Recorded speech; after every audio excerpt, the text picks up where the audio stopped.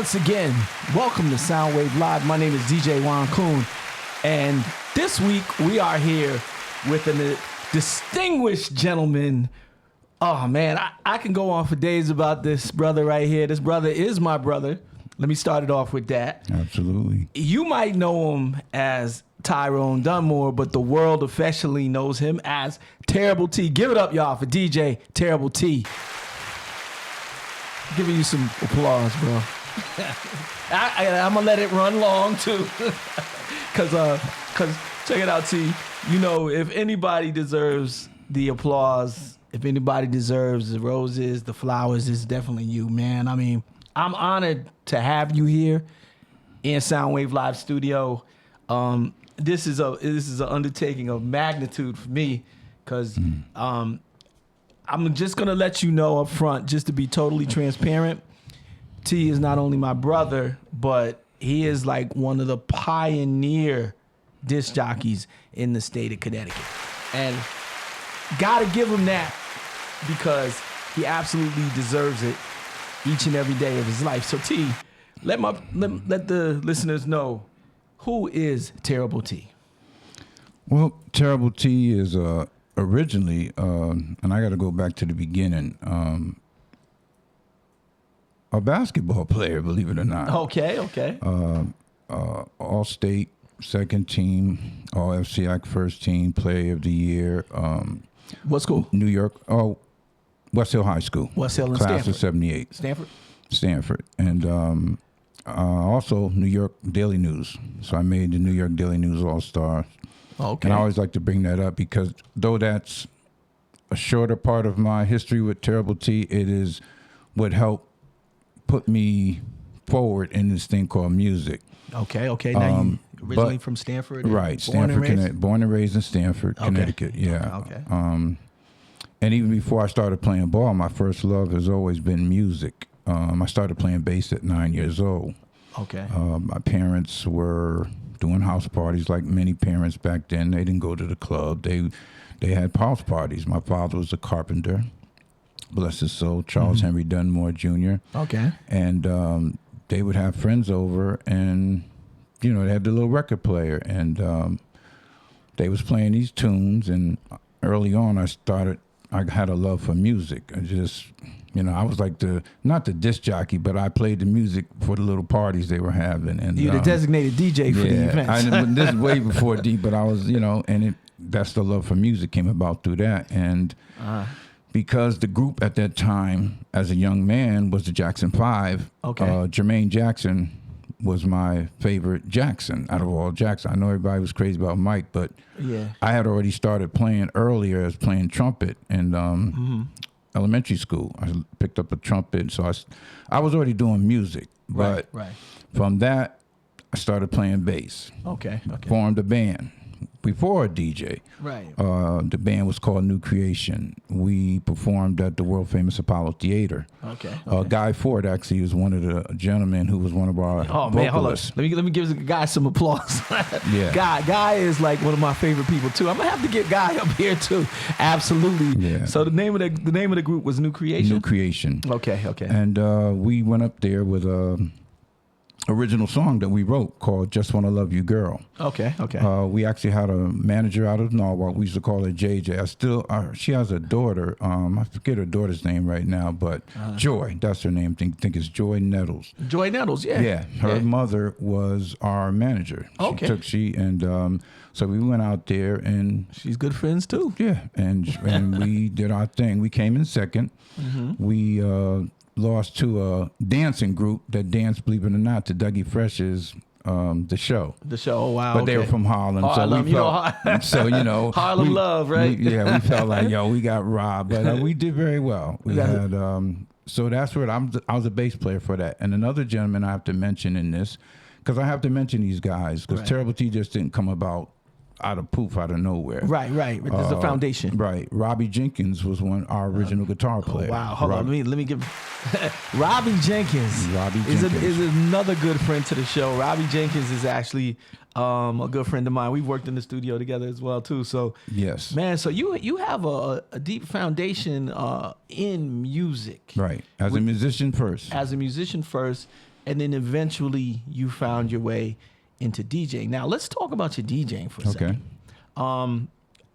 To tell you where I became introduced to you, when I was coming up, this was before I was DJing. I used to see you playing in and around Stanford, and maybe even some parts of New York too. Yes. I make my way to New York.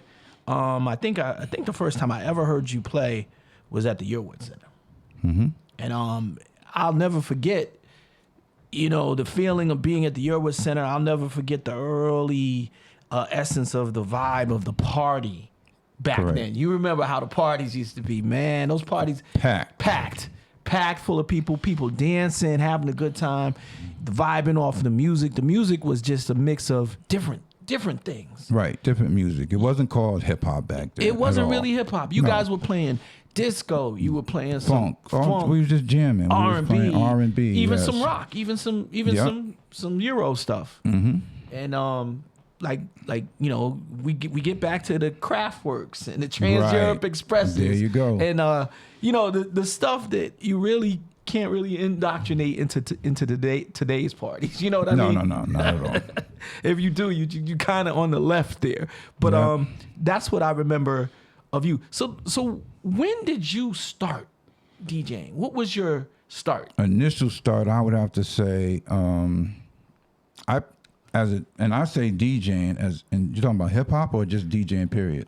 When I say DJ, what I mean is standing on the turntables in front of a crowd. Okay. You are the sole controller. I really picked it up 79. 79. Whoa. 1979. Okay. So right there, I mean, if we're talking about marking points for the history of Connecticut, that alone makes you a pioneer as far as being in front of the public playing music. Correct. Let me ask you a question. Who were some of the people that were your early influences? My early influences was the Collin Brothers. Okay. Out of Mount Vernon, New York. Okay. Playboy Snapper out of Mount Vernon, New York. Africa Bambaataa, Jazzy J, and Red Alert. So you got the Mount Vernon and the Bronx. And I can't forget probably the one that turned me out the most, Grand Mixer DXT. DXT? Okay, well, I'm going to give a round of applause for every one of them. I mean, we had such an intricate relationship with the areas in New York that were closest to us. Mount Vernon, New Rochelle, and the Bronx. I remember, taking trips to those places too. Before I started DJing, and even after I started DJing, getting booked in a lot of those places. I gotta share something with the fans about this man.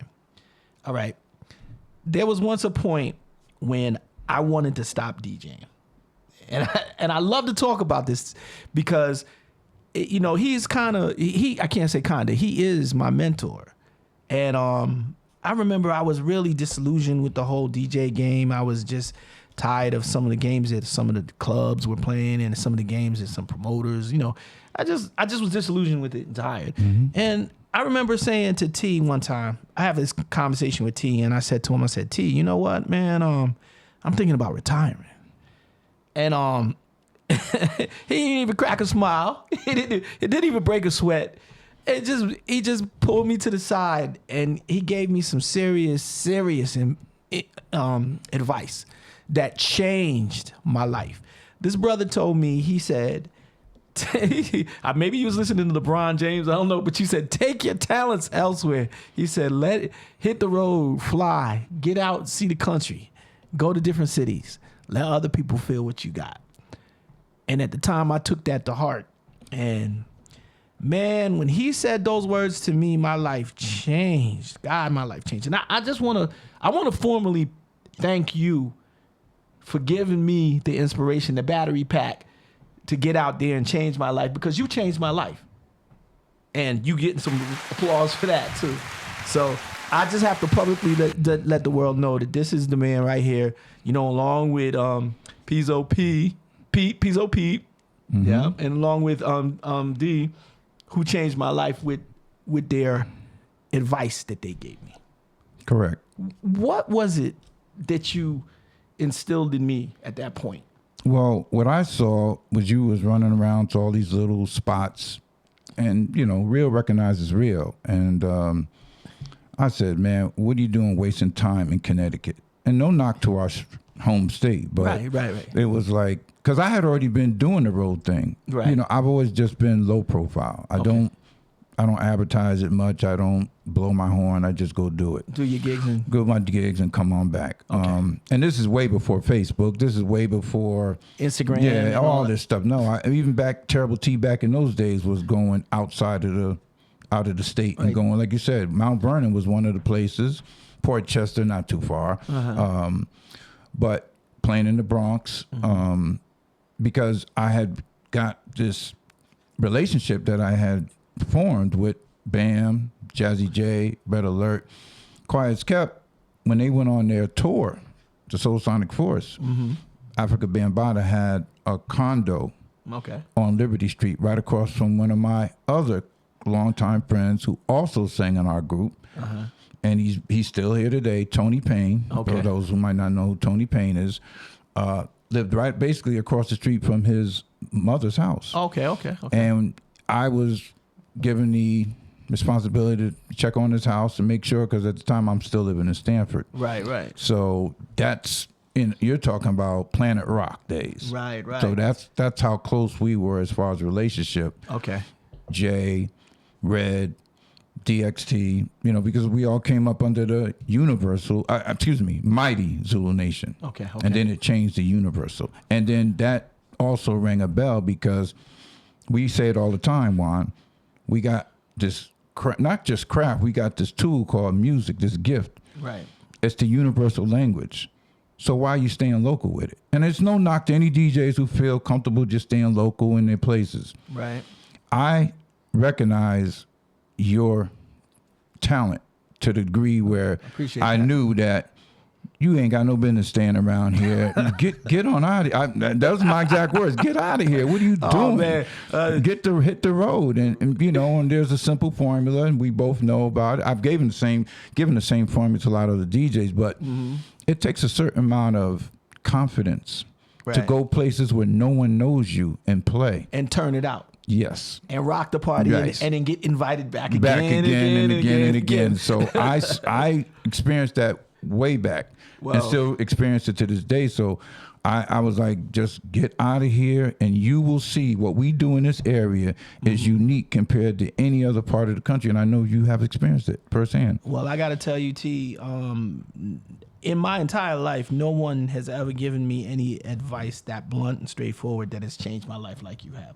So I tip my hat to you. I salute you. You get applause all day. I could push this button 100 times for T on that aspect. So let's get into the lovely state of Connecticut. I'm going to tell you one of the reasons that I wanted to bring you here is because with the Soundwave Live platform, we're getting a lot of hits, a lot of calls. People are really digging what we're doing.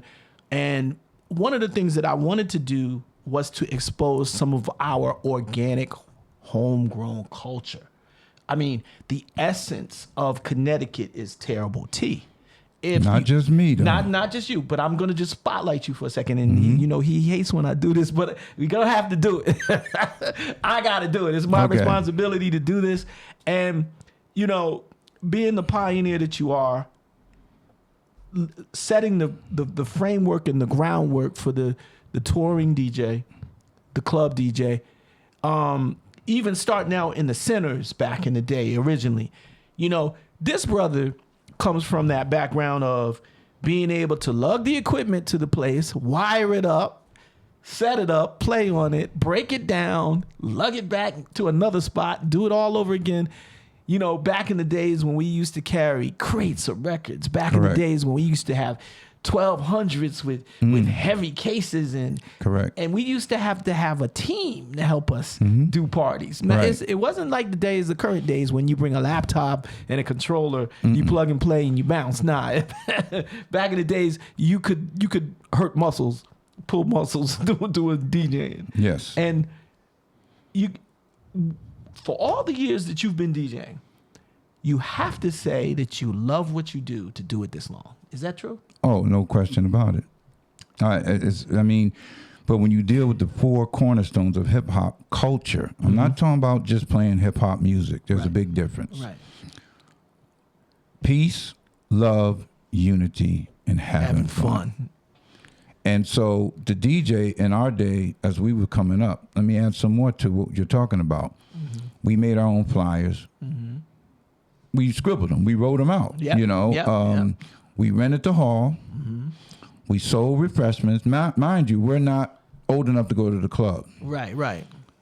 We had our own security, and at times we used to have a police officer, one or two. Yep. And we did it from center to center, roller skating rink to roller skating rink, park to the park. YMCA, Boys and Girls Club. We played in gymnasiums, and we played in basements as well too. But the red light parties, right?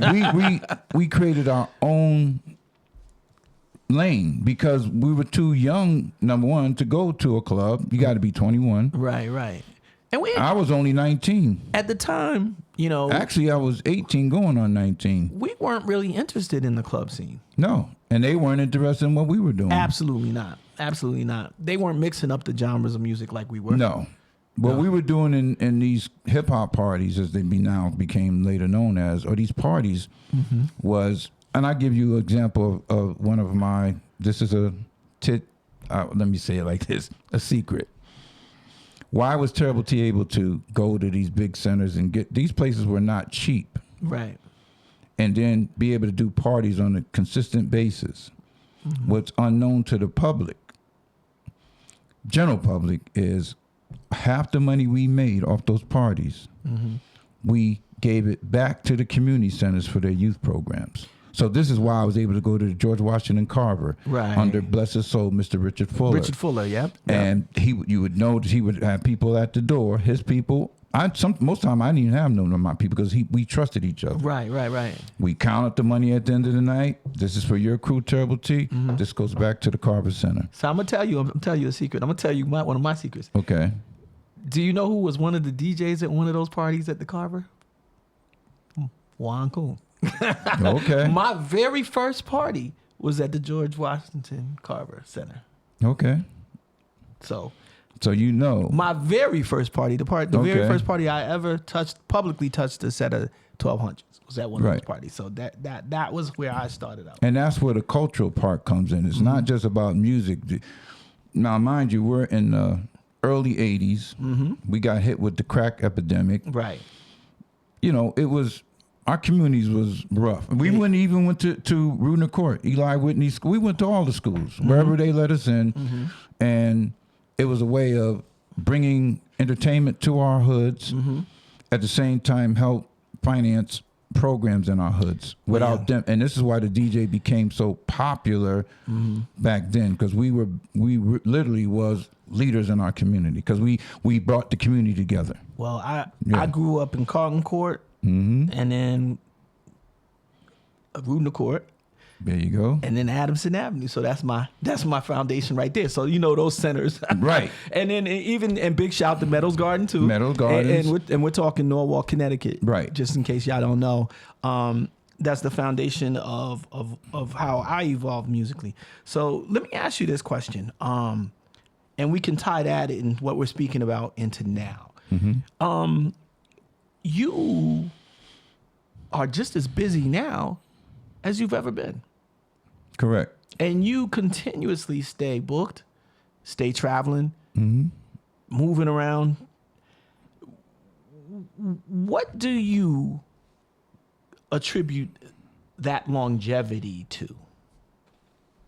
I think from just being sincere, being loyal. And I can vouch for that.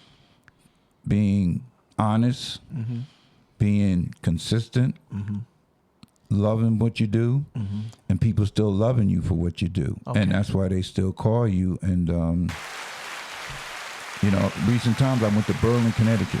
Whoever DJ'd, I never DJ'd. I DJ'd Berlin, Yeah. Britain. Oh yeah, Well, you was at UConn though. Yeah, I was at UConn. But I went to Eastern, so we were next door neighbors. So we had the Twilight Room up in okay. the But I'm man. just saying, for me, Woo-hoo. I never did it. Yeah, Until recent times.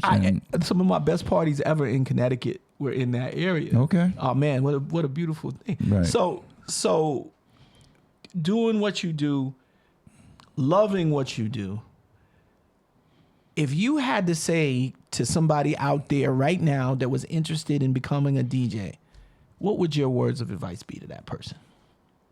Be true to the community. Be true to your family. Be true to the culture, not just the music. That's why I'm wearing this hat, hip hop, because a lot of people want to attach themselves to hip hop. They want to, since the 50 years, everybody, I was there. You was there as what? In the party, or was you one of the persons that was throwing the party? Facilitating right. the music. Right. Responsible for the vibe. So it's like, back then we had, mainly the DJs were the ones we heard on the radio. Right. There wasn't like a lot of what you call, it's an explosion now. Everybody's a DJ, especially with technology. Well, at least they're calling themselves DJs. And there's no knock to people with laptops, because it took me a while and not that long. But I've been using hard drives for years. You know what I mean? I ain't carrying no crates no more. Those crate days over. If it's a vinyl event, then I'll bring some records. Did you bring a bag? Bring a bag, or a record box. Because them crates, you needed a hand truck. Listen, shout out to DJ Ace. Shout out to DJ Billy Bush. Correct. And also today is Biz Markie's birthday, so heavenly shout out to my brother Biz Mark. They those are some of the pioneers that pioneer the whole vinyl movement, that vinyl explosion that's going on, and they are killing it. I see them on social media doing their thing, so shout out to my brothers. And I gotta shout you out too, because there's another aspect of Terrible T that doesn't get a lot of mention, but I'm gonna give him his flowers and show it. One of the things that I notice about you and your social media presence, T, is that you're very, very conscious. Correct. Conscious and educational. And you're also positive. You inspire with your words. People don't realize how important words are. And using words, you can use words as a weapon. You can use them as a tool. You can use them as something to uplift. And this brother right here, if you are not a friend of his on his social media, you need to search. Give him your Facebook and your Instagram. Well, my parents, who named me, Charles Henry Dunmore Jr. and Helen Jean McFadden, straight out of Norwalk. Okay. The McFaddens are a big family of mine, as well as the Downers. I got to mention them too. That's family mine too. Yeah, that's my true. So, and I got to bring them up because Terrible T, I wouldn't use Terrible T as my Facebook name. What's your Facebook name? Tyrone K. Dunmore. Okay. That was named, my parents named me that. I don't call it my government name. Government didn't name me. My mother and father named me. Tyrone K. Dunmore. Look him up on Facebook and friend him, and just get ready for a wealth of information, positivity, enlightenment, and lifting words. This brother right here, and I commend you because you're like a beacon that shines. There's a lot of negativity on Facebook. There's a lot of garbage on Facebook. If you read it every day, it become ingrained in your imprint. Reading your page is very uplifting to me. So I do it. I may not talk to you every day and I may not see you every day, but I make sure that I take a piece of what you throw out there into the universe with me every day. I read your page every day. Well, that's part of the hip hop culture. And you're the very DJ, effective with that. The MC, the graffiti writer, the break dancer, which, by the way, what we got this year? The Rocksteady. No, what I'm saying, 2024 Olympics. You know what's in 2024 Olympics? Breakdancing. Breakdancing, yeah. So something that kids did 50 plus years ago. Cardboard. Right, cardboard and spinning on their head. Now it's in the Olympics. Now it's in the Olympics. It's global now. And hold up, we gotta get that in there for that, man. That's part of the culture. So, and then the last and most important piece is the fifth element, what they constantly leave out. what's that? The knowledge. Knowledge. And the knowledge is not just about, it's not about religion. It's more or less about spirituality, knowledge of self, knowledge of the industry, knowing what mechanical rights are, knowing what publishing is, knowing what your, what do you call it? The, help me with this one. Your people who write their masters. Their masters, owning their masters. Master ownership. Yes, the copyright. And you see that this has happened to megastars in music. Right. We're talking about way back, even with Ray Charles. If everybody remember the movie Ray, he wanted his masters. Exactly. What was Prince fighting over? What was Michael Jackson? And, you know, we're talking about Sam Cooke. And it goes on and on and on. So hip hop ain't no different, or the music industry is no different. They will take a group like, which they did, go look at the story and go do the research on New Edition and find out how they took them young, talented kids out of, and kids, remember, this is all founded on kids, and took them on a world tour. Go online, you can see how much their check was when they got back from their world tour. Yeah, I know, man. So they've been manipulating, exploiting, suppressing us, dominating, controlling us as a people by way of something we love to do, our craft, but it's a business. And knowledge is the great equalizer. When you have the knowledge, you can circumvent a lot of that just by having the knowledge, which is something that you espouse a lot. And personally, I just on behalf of myself, Soundwave Live, and the general community as a whole, we appreciate you for that, T. And I'm going to keep doing, because when I saw Facebook, one of the things that disturbed me was what you said, all the negativity, all the keyboard, thugs and gangsters, people putting food up what they're eating. To me, it was just, that's what you're using this for? Yeah. It's a platform, so how could Terrible T use this platform? Yep. And it was just another way to reach people. It's so funny because certain people have called me and say, yo, when did you become so educated? And you've always been. I've always been, but people have a perception as an entertainer that you're not educated. It's like, or that you're narrow-minded, or you don't have various interests. No, I don't and I dance too. You know that too. Yeah. He's actually, I tease him all the time, but I call him the world's greatest dancing DJ. He comes to my parties, he will burn anybody up. I send my friends that I know dancing to hunt him down so they can get him, and I try to charge him up. And that's another thing. Like when you walk in the club, I give you your love. I get on that mic and I'm like, Terrible. I will stop the music and say, Terrible T is in the house. It's all about giving people love, T. And you definitely deserve it, bro. I tell you, I'm just happy to have you here. I'm happy that we could take a slice out of your life. This is just, we could probably have 6 or 7 talks with this brother right here. Easy. 45 years and still going. I tell you, and I'm not at a loss for questions to keep asking you. Keep it coming. So let's talk about one of the phenomenons that I noticed lately.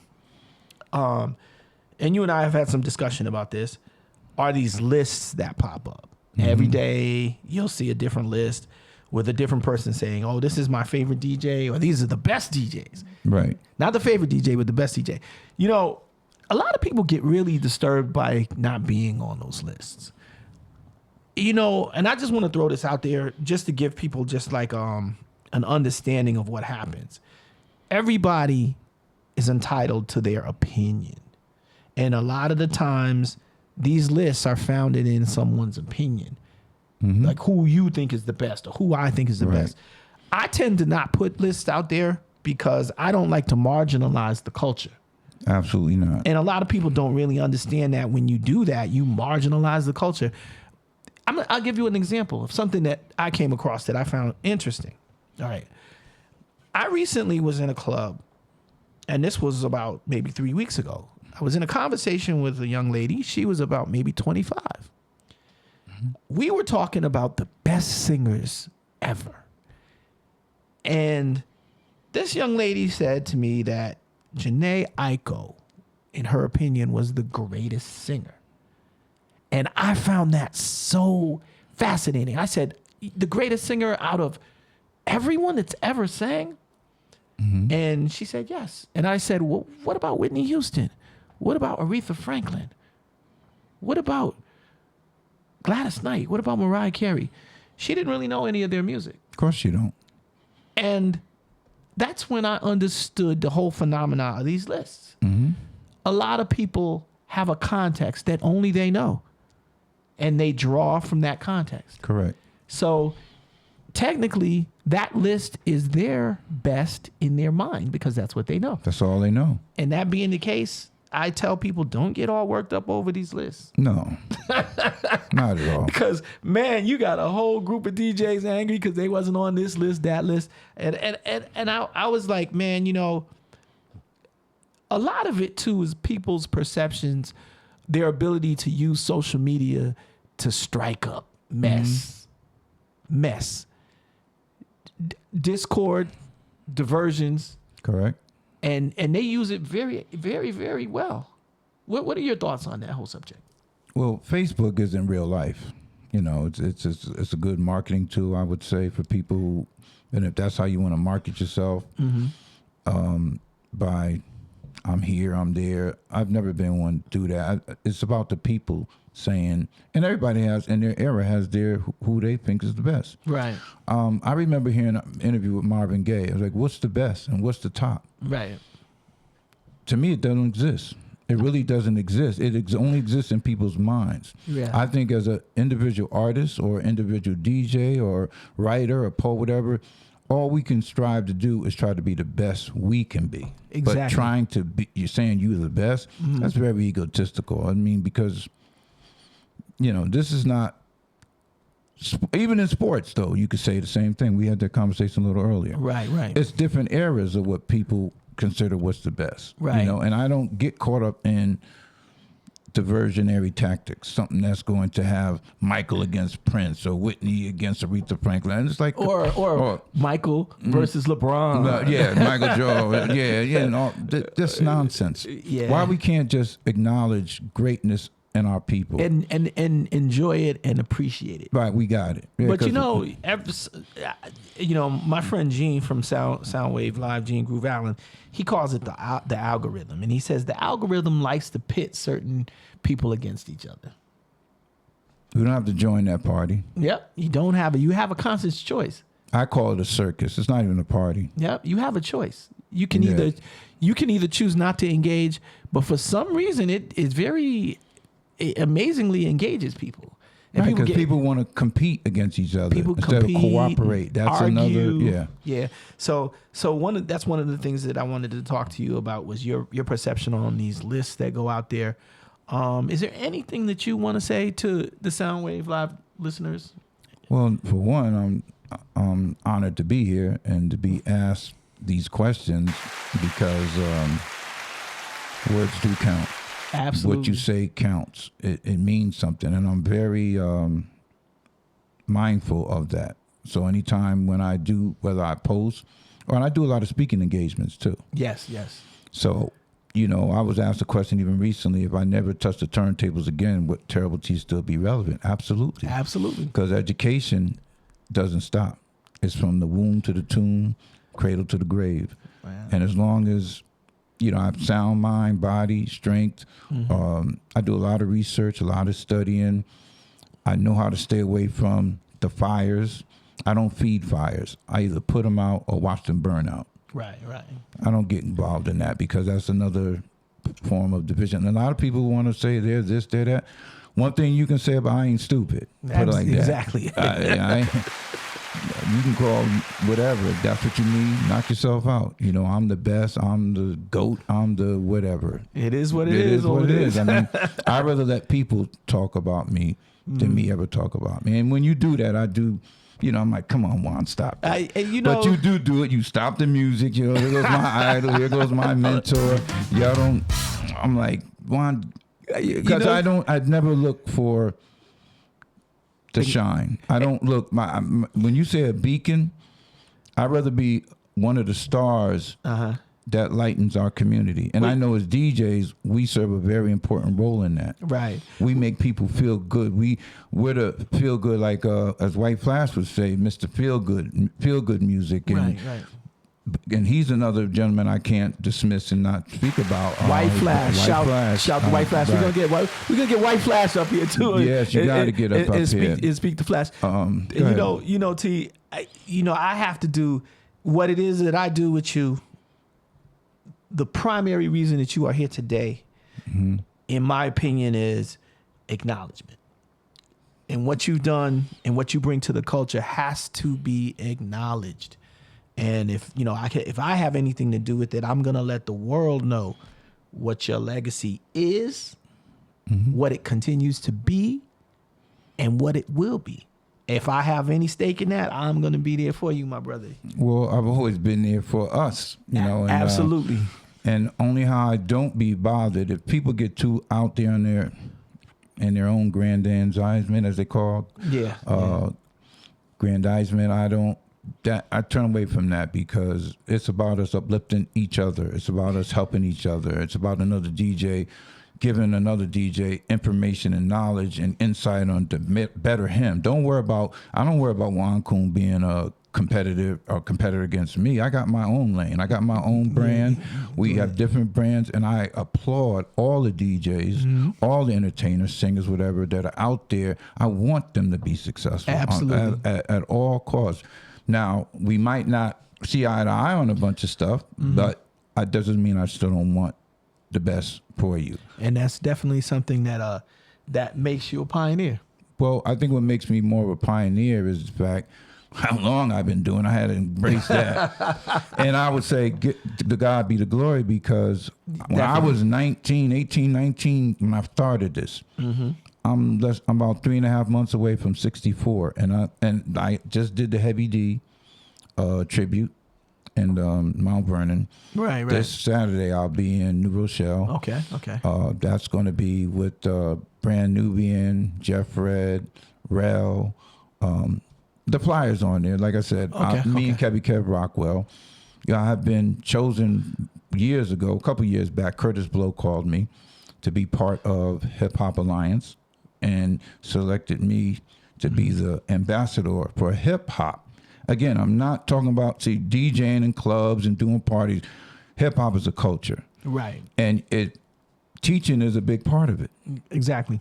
So because I do that constantly, that's what I use my Facebook for, predominantly purposes to teach. And it's it's about looking at yourselves, not pointing the finger at everybody else, right. and so upping yourself. It's interactive. It's right. It's for you to look at yourself, because it all starts with self. Absolutely. I mean, when you said earlier about you was ready to quit, that started within yourself. Yep. And I'm there to help encourage, especially when I know it's time for you to quit. Why? So I can get more gigs? Come on, man. Which could have been. Now, I don't look for any fall down for any other artists. And then another thing that I got involved with is humanitariancoalition.org, which is, I'm a honorary lifetime board member. Okay. Dr. Bob Lee's on there. Okay. Chuck D, KRS-One. It's a beautiful, and again, Curtis Blow called me and said, T, I'm doing this. I'd like you to be part of this, because he said, you got a lot of knowledge. And that's definitely when you know that people can put the call out for you and have you there, and you can be there and you can add positively to the situation. That's when you know you got it going on. And let's make this clear too about Curtis Blow. I think one of the greatest, not stories, but facts, is when Curtis Blow started, Run, who became later known as Run DMC, was his DJ. He was called the Disco Godson of Curtis Blow. Yep. And we did Wagon Wheel in Bridgeport. We did Yearwood Center. So our relationship goes back 79, again, 45, 44 years. Wow. I get on the phone, call him now. You know what I mean? And then people who are into the historical movement too. It's not just like when you asked the sister about the singers, all she knew was in her time frame. Right. There's people who are really into the history, and they want to know, well, who? Because like you said, everybody was inspired by somebody. Exactly. And the crew that inspired me to start a group was the Cold Crush Brothers. Big shout to the Cold Crush Brothers. Grandmaster Flash, Furious 5, The Treacherous 3, Easy Lee, Hair DJ, Dr. Rock and the Force MCs before we actually had a battle. Before the Force MDs. Before they became the Force MDs. And we're great friends to this day. So Wow. I've had established relationships with the pioneers. I think that's what it's more about. It's not just who really knows you, who's going to call you. And my biggest gig I did in recent times was Mayor Eric Adams' ball, the all black tie affair ball, and Albee Square Studio Mall in Brooklyn. Well, T, just to wrap it up, I just want to let everybody know that when I say the icon from Connecticut, the legend, the teacher, the good brother, Terrible T is in the house. When I get on that mic and I shout that out, this is the man that I'm referring to. And yo, listen, I appreciate you coming down. I appreciate you giving us the jewels and everything that you've done for hip hop. And just keep doing what you do. Keep being the pillar that you are. And I just want to let you know that I appreciate you. Okay, could I have some final words on that? Go right ahead. Well, this book is called Yes, Yes, Y'all. If you open up the page, and I'll let you take that one. Okay. Look at year this is, 1984. 1984. And I had the handle Imperial Wizard DJ, Terrible T, and Company before I started. Who's on the cover with it? Who's on that flyer? It's a flyer. You got LL Cool J. LL Cool J, 1984, when he first came out with his first record, I Need a Beat, on Def Jam. Jazzy J, one again, my dear friends, was one of the first producers for Def Jam. Wow. That's 1984. So, and it does say Stamford, Connecticut. So we have the hip hop historian document right here. Right. And you can check this out if you want to go to for reference. The book is called Yes, Yes, Y'all. Jim Frick and Charlie Ahern. And you know who Charlie Ahern is? Absolutely. The gentleman who made the first hip hop movie, Wild Style. Wild Style. Right. And Billboard's own Nelson George. That's right. So, Yes, Yes, Y'all. Terrible T, Tyrone K. Dunmore, Soundwave Live, DJ Juan Coon. We appreciate you. We hope you got some jewels and some knowledge. And we're out. Thank you. Have a good night.